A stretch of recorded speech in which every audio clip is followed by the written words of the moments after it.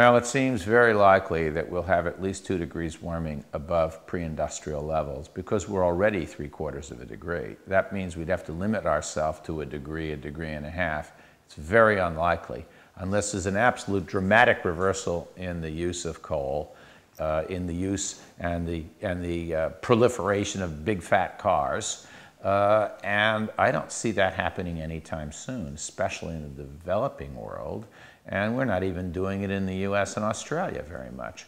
So I see us on a trajectory of up. So the absolute best we're going to get away with is about 2 degrees above pre-industrial, which the EU defined as dangerous climate change because that increases the severity of drought, flood extremes, heat waves, intensified storms, fires, and species extinction. But if we go much beyond that, all the literature is consistent on negatives. Up to 2 degrees, well, we have longer growing seasons in Canada and Siberia. So yeah, it's going to be bad in the tropics, and poor people are worse off in almost every scenario you can name, and that's not good. But then we make higher crop yields in Minnesota and Manitoba. But all the literature says only up 1 to 3 degrees. Above that, they go down, and it goes catastrophic in the already hot places. So it's absolutely urgent that we don't go much above 2 or 3, which scares me a lot.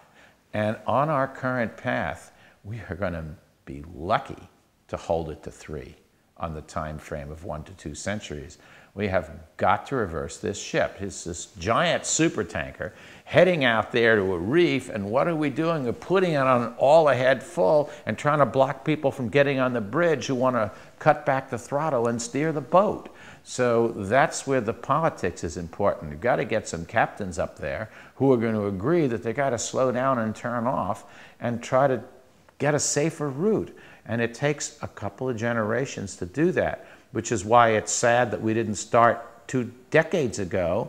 But we can't worry about that. Let's proceed and do what we can do now and do it more vigorously. The good news in the delay is that more people are now aware of the risks because they're actually manifest in the weather itself in terms of intensity of hurricanes and fires and heat waves. So that's created a political possibility that 20 years ago was all just basically the speculation of a bunch of us scientists. Now it's in front of your face and in your grandmother's backyard.